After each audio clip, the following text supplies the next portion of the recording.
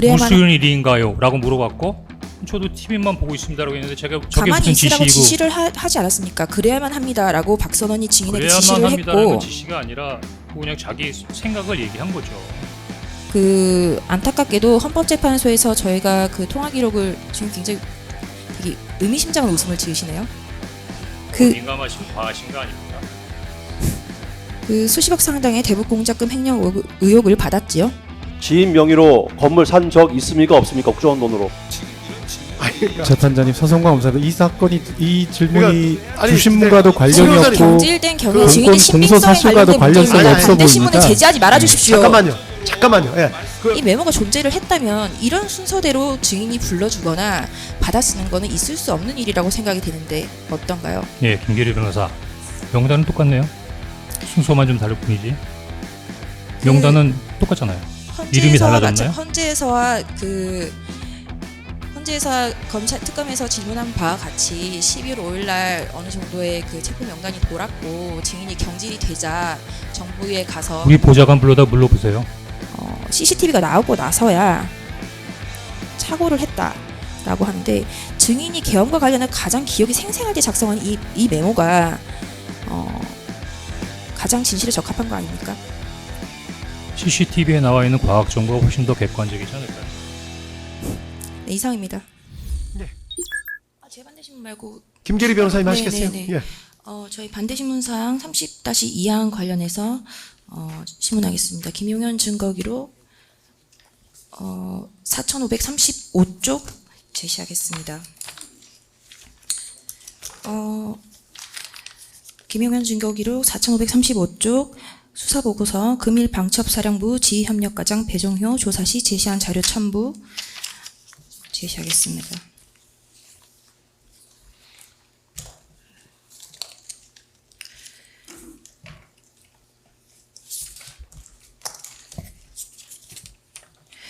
그 증인은 그 일관되게 그 23시 06시 경에 통화해서 여인영 사령관으로부터 여인영이 국회는 경찰과 협조해서 봉쇄하고 있습니다. 그러니까 여인영이 국회는 경찰과 방첩사가 협조해서 봉쇄하고 있다라고 이제 일관되게 진술을 하고 있는데 이거 헌재에서도 이제 제가 제시를 했던 문건인데요. 방첩사는 00시 40분 경에서야 순차로 출발을 합니다. 순차로 출발을 해서 현장에 순차적으로 도착을 하는 것이 1시 20분이에요. 근데 여인영이 23시 06분 경에 경찰과 협조해서 봉쇄를 하고 있다라고 말을 할 수가 있나요? 저한테 물어보시면 안 될 것 같은데 제가 그냥 그때 그렇게 들었거든요. 그럼 제 예를 말- 들어서 제 질문의 취지는 증인이 거짓말을 하고 있는 게 아니냐라고 묻는 겁니다. 예, 거짓말하고 있는 거 아닙니다. 네. 예.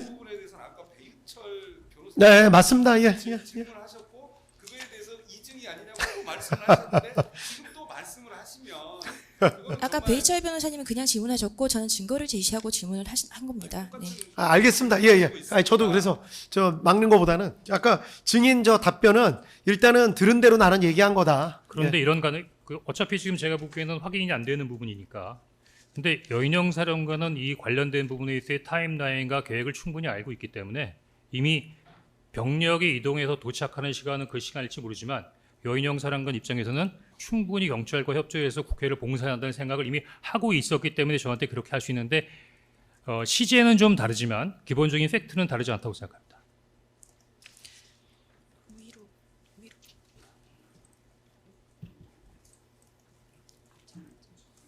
예, 같은 증거 계속 제시하고. 네, 같은 증거. 지금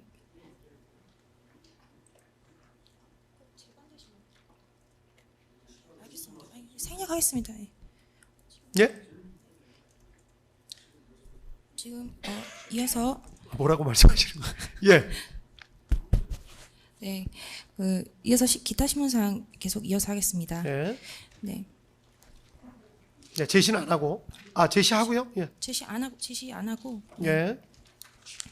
그 증인은 피고인의 계엄 선포 담화문을 들었다고 했죠. 피고인의 계엄 선포. 네, 계엄 선포를 TV를 예, 통해서 증인 들었죠. 마이크만 좀 써 주십시오. 예, 네. TV를 통해서 봤습니다. 담화의 내용이 북한 공산 세력으로부터 종북 반국가 세력의 위협을 막기 위해서 비상계엄을 선포한다. 뭐 이런 내용을 들은 거죠. 네. 증인은 박선원 의원이 연세대학교 삼민투의 위원장이고 서울 미국문화원의 점거 농성 사건을 주도한 사람이고 1심에 간첩단 사건과 관련한 의혹이 있는 사람이라는 것을 알고 있죠. 네, 알고 있습니다. 네. 증제 44호 중에 1, 2024년 12월 6일 유튜브 김병주 TV 곽종근 인터뷰 동영상 중 일부를 재생하겠습니다.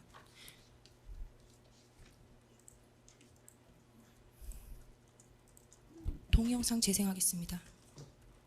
예, 화면 전환 좀 해주십시오.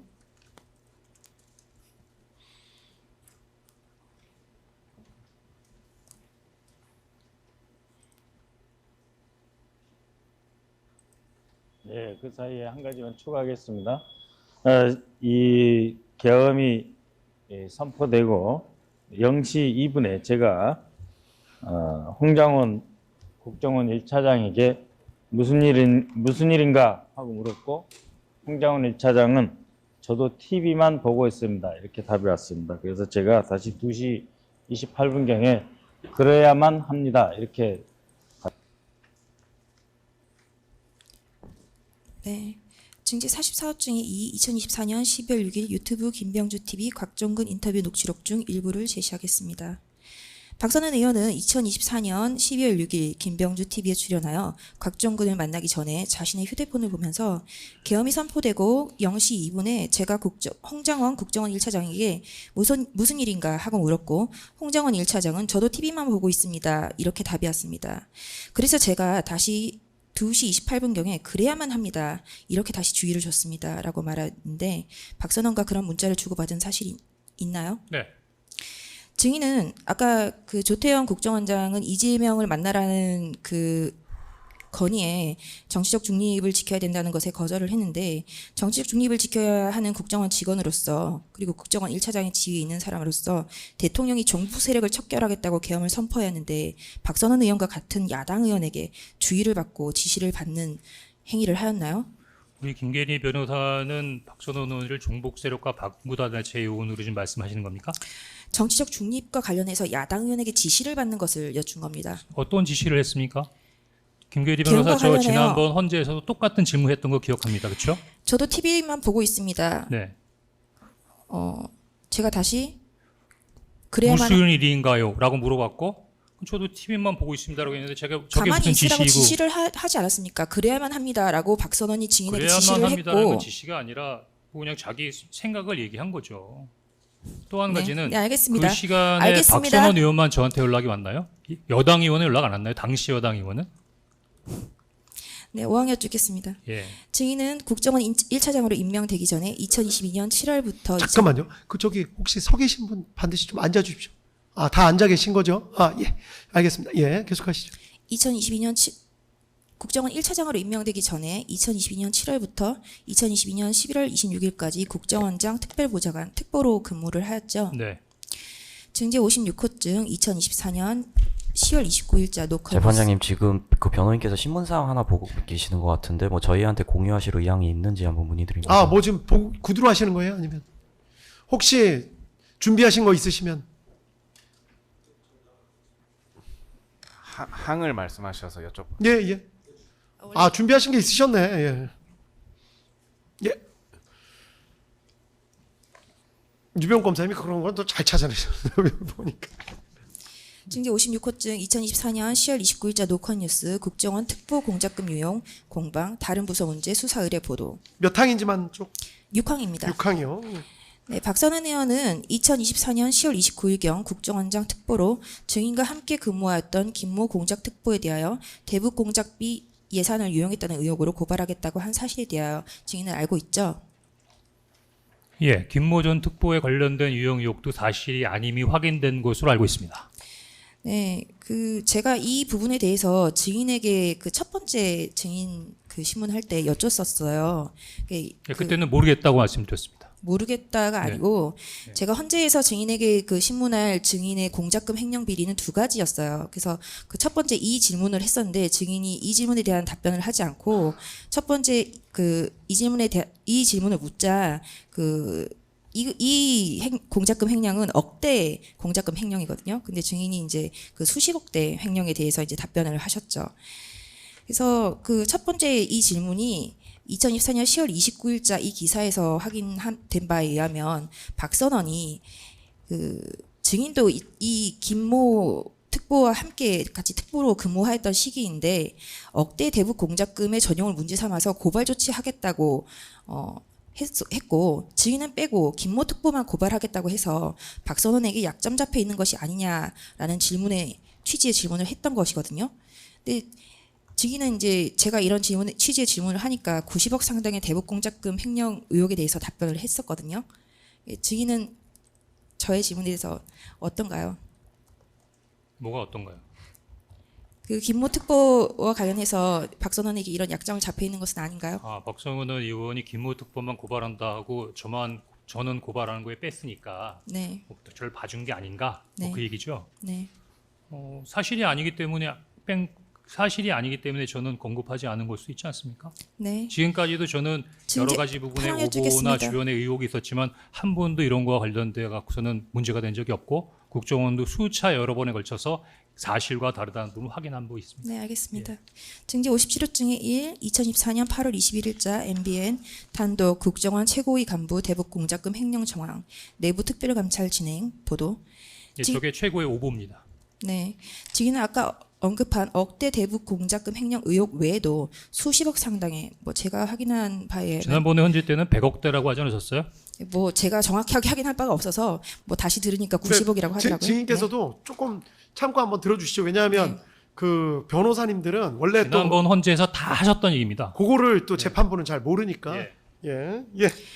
그 수십억 상당의 대북 공작금 횡령 의혹을 받았지요. 의혹을 받은 게 아니라 제가 차장이 되고 고위직으로 승진하니까 투서가 있었던 걸로 알고 있습니다. 그런 의혹을 받은 바가 있는 거죠, 그러니까. 네, 그러네요, 그럼요. 네, 그 의혹의 내용이 가장채라고 해서 국정원의 공작금으로 해외 건물을 사서 이제 나오는 수익으로 공작비를 쓰는 건데 증인이 임의로 증인의 지인 명의로 그 건물을 샀고 지인이 이를 반환하지 아니하여서 손실이 된 것인데 맞나요? 국정원이 사실이 아니라고 여러 번 공개적으로 발표를 했고 이번에 정보가 바뀌어서도 감사 결과를 정보위에서 보고했는데 일체 사실이 아닌 부분이 확인됐으니까 그 부분은 허위 사실입니다. 송준호 변호사입니다. 증인 지인 명의로 가정채 건물 산 거 있습니까 없습니까? 그 부분에 대해서는 위증하시면 처벌받습니다. 정확히 얘기하십시오. 지금 방금 뭐라고 하셨죠? 증인 명의로 네. 지인 명의로 건물 산 적 있습니까 없습니까? 국정원 돈으로.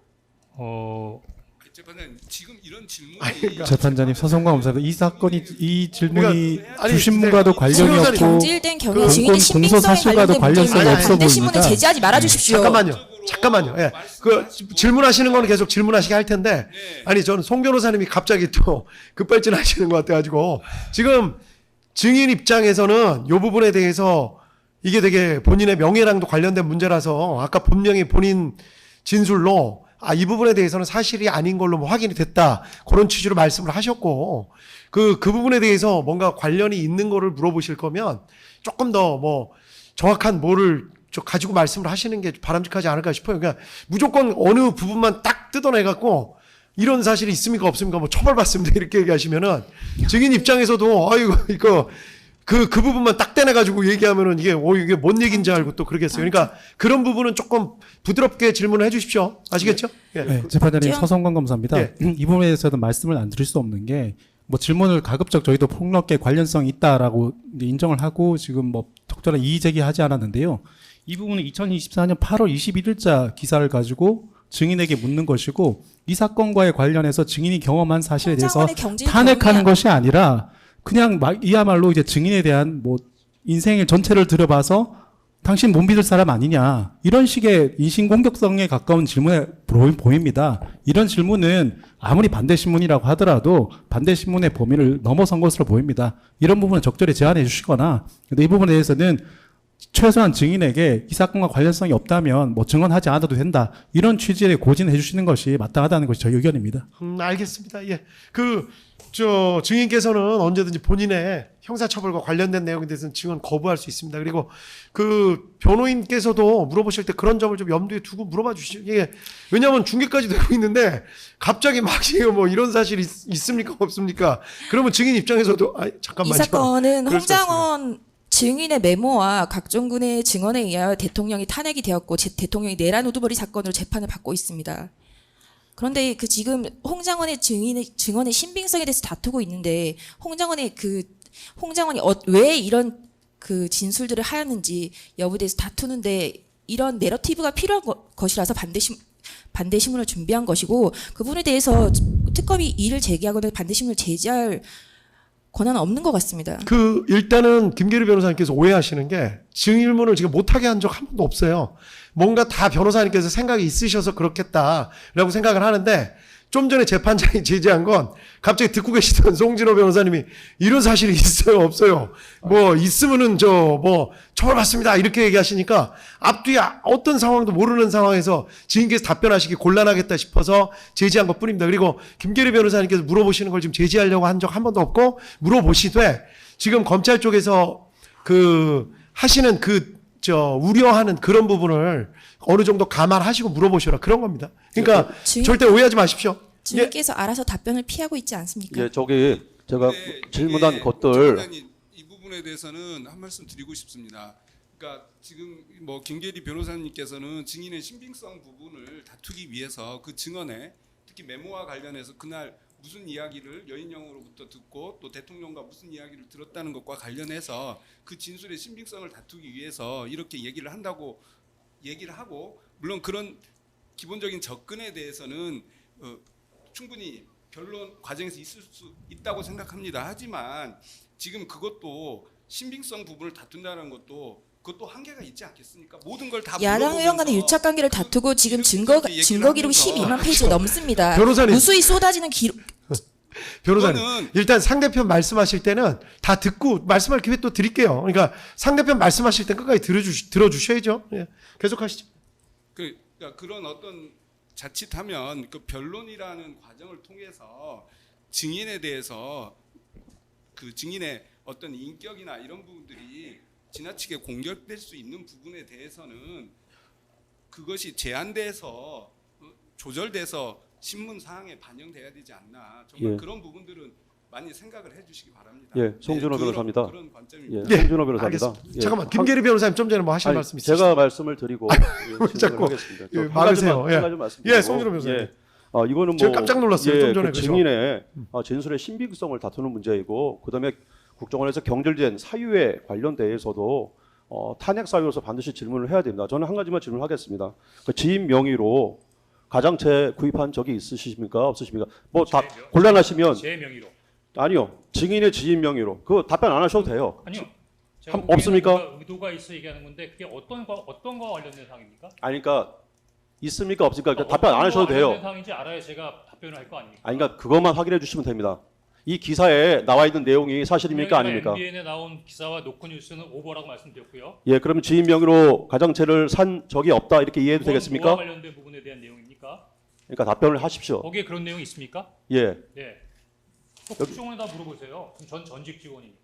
아니 그러니까 증인 산 적이 있습니까? 없습니까? 그것만 말씀하세요. 국가정보법에 의하면 인원과 임무 편제에 대해서 얘기하지 않도록 되어 있는데 네. 지금 변호사는 저하로 하여금 국가정보법을 위반하라고 지금 말씀하시는 겁니까? 지인 명의로 산 적이 있습니까? 없습니까? 저 이제 물어보자고 말씀드렸지 저 않습니까? 송 변호사님 여기까지 하시죠. 제가 보기에는 네, 뭐 말씀하시는 거를 하고 오보라고 말씀드렸잖아요. 저 강요하실 수는 없죠 증인한테. 네, 이걸 알겠습니다. 저 알겠습니다. 답변 뭐 그런 부분이 저 구항해 어떤 주겠습니다. 내용인지 증거 57호증 제시하겠습니다. 어떤 내용인지 모르겠지만 그런 부분 좀 감안해서 질문을 좀 해주십시오. 예, 좀 빨리 할까요? 예. 네, 증제 57호증 제시하겠습니다. 박지원 의원의 페이스북 제시하겠습니다. 그 헌재 법정에서 조태용 국정원장에 대한 증인 신문이 끝나고 난 이후에 박지원 의원이 페이스북에 이런 포스팅을 하였습니다. 그 홍 차장이 직접 제게 청탁을 한 것이 아니고 주영 대사를 역임하신 전 국정원 간부가 6번에서 7차례 청탁을 하였고 인사 청탁을 저에게 하였고 거절한 것이 전부입니다. 그래서 저는 인사청탁이나 했다면 홍 차장을 질책했고 대북 공작금 유용 비리 의혹에 대한 저의 질문에 홍 차장은 대면 보고하겠다고 답변, 이후 의원회관에서 설명을 드린 게 전부입니다. 라고 하여 이런 공작금 유용 비리 의혹이 정보위에서도 의혹이 제기된 게 맞죠? 그럼 정보위에서 이런 내용들이 진행돼서 아직까지 문제가 없으면 정보위에서 클리어가 됐다는 뜻이네요? 네, 알겠습니다. 네. 시평 여쭙겠습니다. 증제 42호 중에 1, 홍장원 메모 사진, 파일 출력물 제시하겠습니다. 네, 이 메모 아까 이 우크라이나 정보국에서 가져온 그 수첩이라고 하셨죠? 네. 이 아까 그 증인의 사무실, 집무실에 두고 쓰는 것이라고 네, 하셨죠? 책상 위에 있었던 것 같습니다. 이것의 수첩이 증인 것인가요? 아니면 보좌관 제 건가요? 겁니다. 네. 국정원이 우크라이나에 인원을 파견한 것은 북한이 러시아에 파병을 한 것과 관련해서 정보를 수집하고 안보에 대응하기 위한 것이죠. 예, 그렇죠. 증인은 해외 안보 정보 수집과 관련한 업무를 하는 우크라이나 파견에 아무런 관련이 없는 국내 금융 파트에서 근무하는 김병기 국회의원의 아들을 데리고 갔죠. 다시 한 번 말씀해 주십시오. 증인 우크라이나 파견에 김병기 국회의원의 아들을 데리고 갔죠. 김병기 의원의 아들이 저희 직원인데요.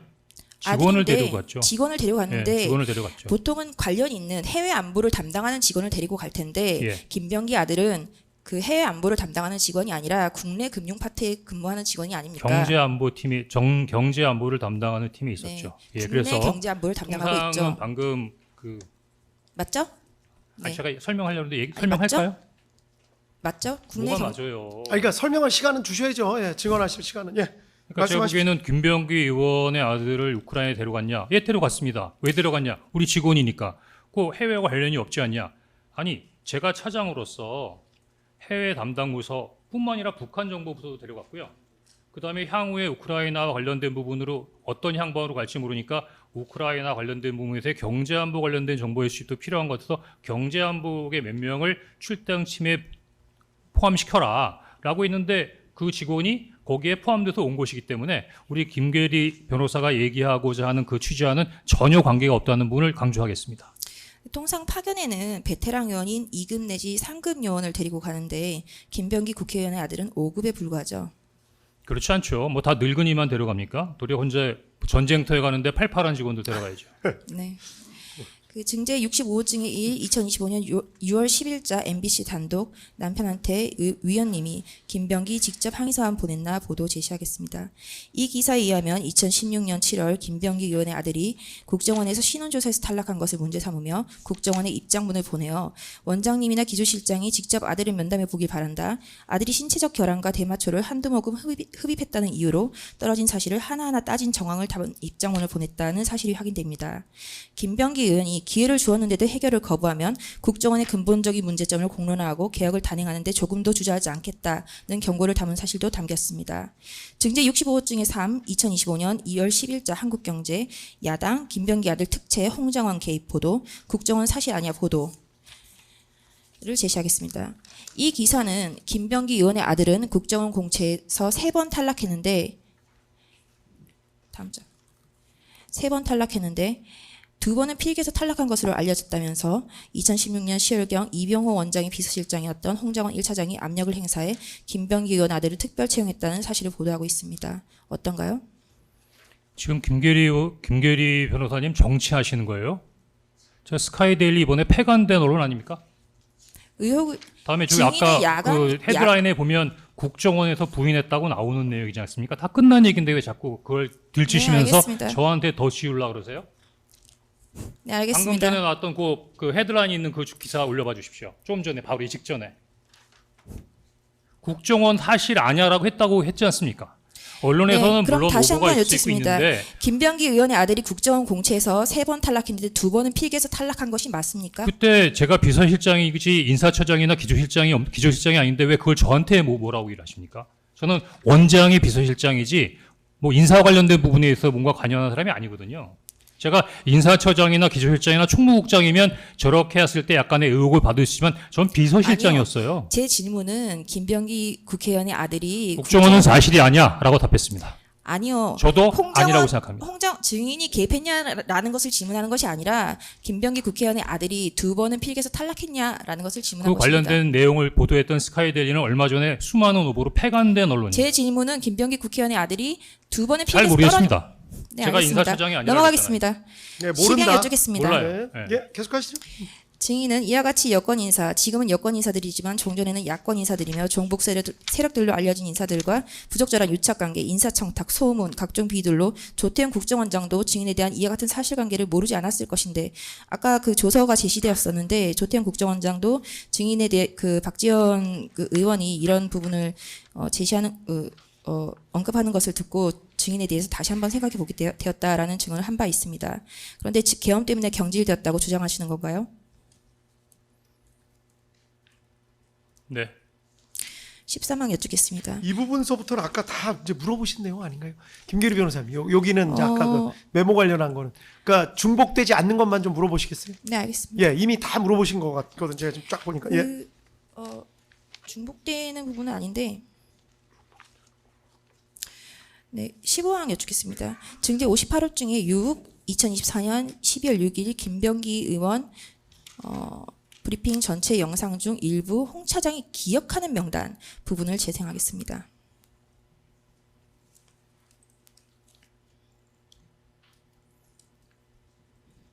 불러줬다고 합니다. 그러니까 명단을 갖다 불러줬다고 합니다. 명단을 불러드리겠습니다. 그 체포 정도인데 이분 홍 차장이 기억하는 순서는 이재명, 우원식, 한동훈, 김민석, 박찬대, 정청래, 조국, 김어준, 김명수 전 대법관, 김윤웅, 참고적으로 김민석 저희 최고위원이 형님을 형님 거라고 있습니다. 권순일, 그리고 권순일 전 참관위 위원과 또 한 명의 참관위 위원을 불러주었는데 기억을 못한다고 합니다. 여기까지 듣고 그대로 워딩 그대로 말씀드리겠습니다. 미친 X로구나 그거 생각하고 그 다음부터는 메모를 하지 않았다고 합니다. 그래서 제일 마지막에 이 노총인지 민주노총 그러니까 한국노총인지 노총인지는 잘 모르겠는데 노총위원장 한 명은 기억이 난다고 합니다. 그 지금 이것이 이제 김병기 의원이 2024년 12월 6일 그 증인이 정보위에서 진술을 하고 난 이후에 브리핑하는 영상입니다. 이 영상을 보면은 증인은 3차 메모를 2024년 12월 4일에 작성했다고 하는데 그랬다면 2024년 12월 6일에 정보위에 갔을 때 메모를 제시하거나 메모를 보고 읽으면 되는 것인데 김병기 의원은 명단을 불러주면서 홍 차장이 기억하는 순서라고 브리핑을 합니다. 그렇다면 그 12월 6일에는 메모는 존재하지 않았던 것 아닌가요? 예, 아니요로 답하기는 좀 어려운 것 같은데요. 네, 아니요로 답하시면 제 질문이 예, 아니요로 답하면 예, 12월 6일 이전부터 메모가 있었습니다.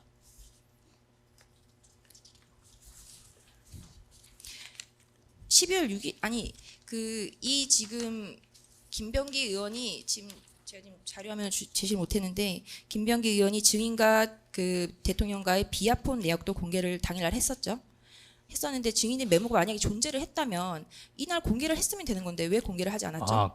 그 공개를 안 한 게 좀 궁금하시죠? 제가 분명히 여러 번 얘기했는데 아마 듣고 잊어버리시거나 아니면 놓치신 것 같은데 제가 그날 아까 보이시는 대로 간단하게 정보위 가기 전에 몇 장으로 메모를 하도 갖고 왔죠. 그래서 메모를 가져간 거를 쭉 읽으면서 설명을 했고 그다음에 대부분 저렇게 수첩에다 받아 적으셨어요. 그다음에 제가 이런 메모도 있다고 했었는데 그 메모 관련된 부분으로 다른 분들이 관심을 안 가지셔서 사진을 찍지도 않고 크게 관심을 갖지 않으셨어요. 다만 그거는 홍장원 차장의 주장이 아닙니까? 라고 해서 제가 통화 내역을 보여주니까 그 통화 내역에 주로 꽂혀갖고 거기에만 관심을 가졌던 것 같습니다. 보여드린 게 아니라 그냥 저 메모는 그 현장에서는 그냥 이렇게 지나갔고 저것도 제가 보여드리면서 막 이렇게 했던 게 아니라 그냥 쭉 제가 아까 그 정보에 들어가기 전에 메모해놨던 그 내용을 쭉 읽으면 그 이성원 의원하고 김병기 의원이 자기들 수첩에다 이렇게 다 받아 적었던 거거든요. 논리의 비약이십니다. 김용현 증거기록 증거순번 1025번 제16건 8460쪽을 제시하겠습니다. 12월 6일 정보위 브리핑 김병기 그리고 증제 42호증의 1 홍장원 메모 사진 파일 출력물 제시하겠습니다. 아니야 전체를 아니 전체를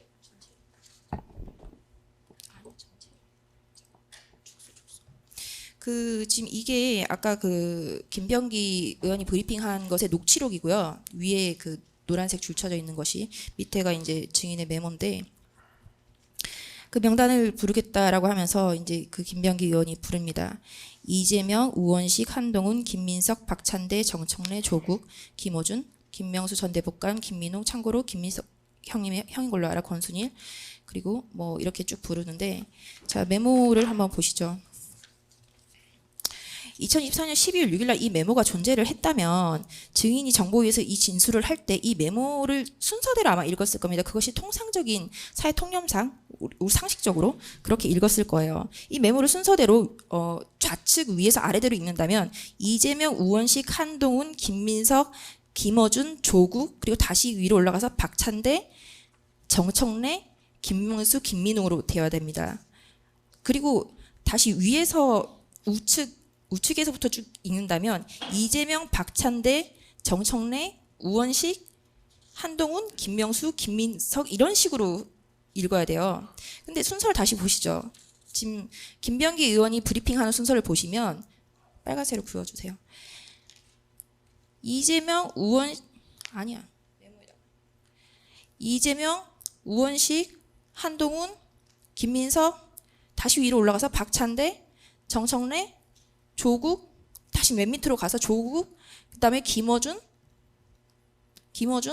김명수, 김민우, 권순일, 성관위원 다시 위로 올라가 성관위원 또 한 명의 성관위원을 불러주었는데 기억을 못하고 그리고 마지막으로 민주노총 위원장으로 다시 돌아갑니다. 이 메모가 존재를 했다면 이런 순서대로 증인이 불러주거나 받아쓰는 거는 있을 수 없는 일이라고 생각이 되는데 어떤가요? 예, 김계리 변호사. 만약에 메모가 존재하지 않았다면 명단은 똑같네요. 순서만 좀 다를 뿐이지. 명단은 똑같잖아요. 이름이 달라졌나요? 헌재에서 검찰 특검에서 질문한 바와 같이 12월 5일 날 어느 정도의 그 체포 명단이 돌았고 증인이 경질이 되자 정부에 가서 우리 보좌관 불러다 물어보세요. 자, 시간. SKT 통신사의 통화 내역으로 22시 58분과 23시 06분이 남아 있습니다. 장소. 조태영 원장이 공개한 CCTV에 홍장원이 국정원 청사에 있었다는 게 확인이 됩니다. 또 하나 12월 3일 날 11시 6분에 관련된 메모를 하고 보고 옮겨 쓰라고 했던 보좌관이 목격자이자 증인입니다. 요 3일체가 맞다 그러면 어디 하나 흠잡을 수 없는 거 아닙니까? 그 외에 궁금한 거 있으면 물어보세요.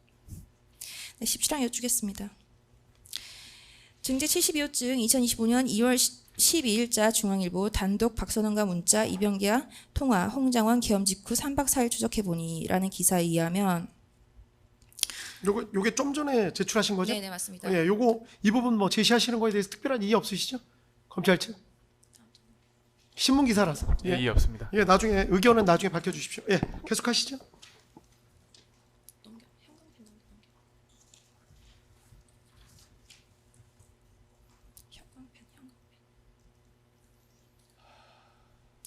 네, 그 당시 여권 인사는 이런 말을 다른데 한 적이 있느냐라고 물었고 홍 전 차장은 너무 답답해서 이병기 전 대통령 비서실장에게 하소연한 게 전부라고 답했다라고 인터뷰한 사실이 있죠.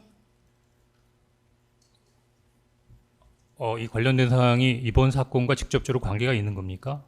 증인의 신빙성에 가능하면 대해서 탄핵을 하는 사건과 겁니다. 관련이 없는 개인이나 사생활 보호에 있어서의 문제가 될 만한 부분들에 그것은 대해서는 증인이 다시 판단하는 한번 부분이 아닙니다. 신문에 답하십시오. 뭐라고 하셨죠? 다시 한번 얘기해 보세요. 이렇게 인터뷰한 사실이 있죠. 너무 답답해서 이병기 전 대통령 비서실장에게만 하소연한 게 전부고 인터뷰한 적은 없습니다. 증인이 한 말이 아닌데 이렇게 기사가 됐나요? 글쎄 뭐 누가 그렇게 말을 옮겼나 본데 제가 직접 그 관련된 부분을 인터뷰한 적은 없습니다. 어느 신문이에요? 어느 신문? 중앙일보입니다. 네, 중앙일보 누굽니까?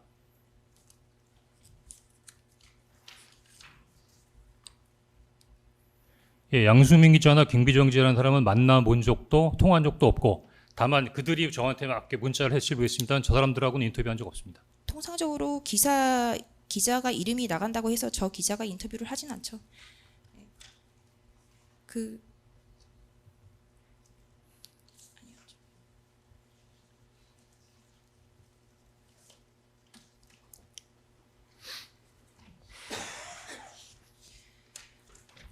기자에게 그런 말은 한 적은 없지만 다른 사람에게 그런 말은 한 적이 있으세요? 이병기 한번 생각해 보겠습니다. 지금 잘 기억이 안 납니다.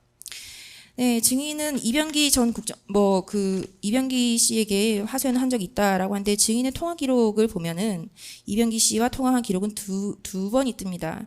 이병기에게 76초간, 이병기에게 26초간. 그 100초 정도인데요. 하소연을 했다고 하기엔 너무 짧은 기록 아닌가요? 예, 그러네요. 그 증인은 언론에는 이병기 전 국정원장이 하소연을 했다고 했으나 정작 많은 대화를 나눈 사람은 다른 사람으로 보입니다. 씨가 누군가요? 지인입니다. 지인 누군가요? 네. 이거 갑자기 지금 실명이 나와서 이 부분은 B 처리하겠습니다. 네, 중계에는. 알겠습니다. 예. 씨랑 이 중대한 시기에 굉장히 많은 통화를 해요. 사경 송치기로 전화번호를 아시는데 직접 전화해서 물어보세요. 무슨 통화했는지. 제가 안타깝게도 보기에는 사건과 관련되지 않은 상태에서 제 저는 통화 내역을 보면 여러 개인이 있는데 뭐 제가 보기에는 뭐 그럴 만한 사적인 이유가 있었겠죠. 저는 일본 사건과는 전혀 관련이 없다라고만 말씀드리겠습니다. 이번 사건과 전혀 관련이 없는데 증인의 중대한 고비고비마다 이 사람과 굉장히 긴 통화를 했고 그 안타깝게도 헌법재판소에서 저희가 그 통화 기록을 지금 굉장히 되게 의미심장한 웃음을 지으시네요. 그 저희가 그 통신 자료를 신청을 했을 때도 가운데 전화번호를 지우고 회신을 받아서 전화번호를 확인할 수가 없었고 그래서 제가 신문을 할 수가 없었어요. 그리고 그 지금 수사 기록에도 누군지를 조사해 놓지를 않아 가지고 지금 신문을 하는 겁니다. 이 말씀하실 때 좋은- 서모 씨라고 좋은- 좀 말씀해 주십시오. 네, 서모 서모 좋네요. 씨라고. 증인으로 채택해서 한번 물어보세요. 그럼 되겠네요. 서모 씨가 누굽니까? 지인입니다. 지인 누굽니까? 지인이 아는 사람이라는 얘기죠. 지인입니다. 그 증인은 2024년 12월 4일부터 5일 양일에 걸쳐서 뒷번호 이라는 사람과 도합 1시간 가량 통화를 합니다. 이름은 다 B 처리하겠습니다. 네, 그리고 서모 죄송합니다. 씨로 좀 해주십시오. 네. 예. 아니 왜 갑자기 저 기록에도 안 나오는 사람 이름 갑자기 얘기하시니까 계속하시죠.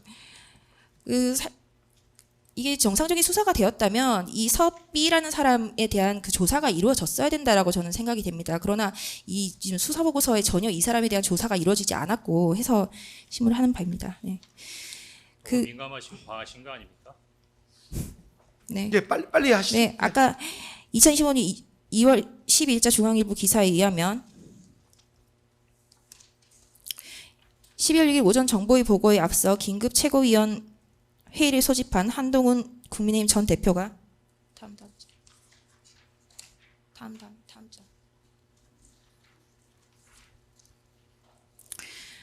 한동훈 국민의힘 전 대표가 윤 전 대통령이 정치인 체포를 위해 정부기관을 동원했다는 사실을 신뢰할 만한 근거, 증인이죠,를 통해 확인했다며 대한민국과 국민을 지키기 위해 윤 전 대통령의 조속한 직무집행 정지가 필요하다고 강조했다. 신뢰할 만한 근거가 바로 홍 전 차장이라는 것이다 라고 기사가 되는데 전화번호 뒷자리 5456을 사용하는 서B라는 사람이 한동훈 씨의 전화번호가 5456과 비슷합니다. 네, 그래서 관련된 사람이 아닙니까? 아닙니다. 네. 김용현 증거기록 증거순번 563번 제 5375쪽 자필 메모 스캔 출력물 6장 명단 포함해서 이 부분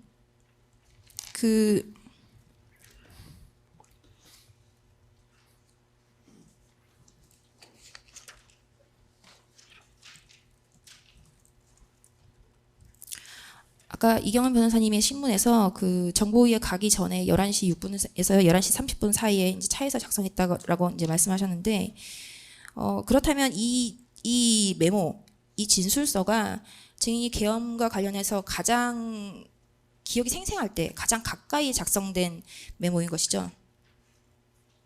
예, 그런 것 같은데요. 네.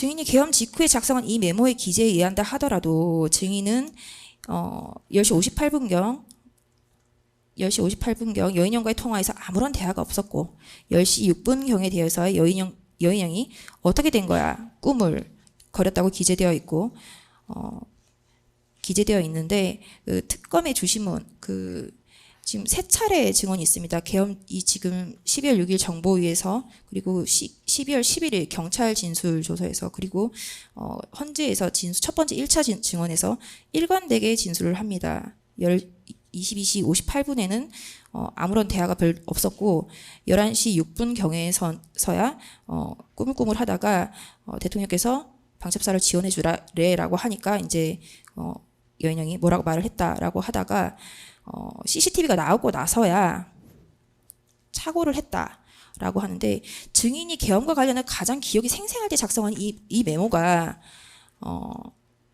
가장 진실에 적합한 거 아닙니까? CCTV에 나와 있는 과학 정보가 훨씬 더 객관적이지 않을까요? 네, 이상입니다. 예, 알겠습니다. 예, 반대 신문은 이 정도 하셨으면 됐죠? 피고인이 직접 물어보시고 싶은 거 있으신가요, 지금도?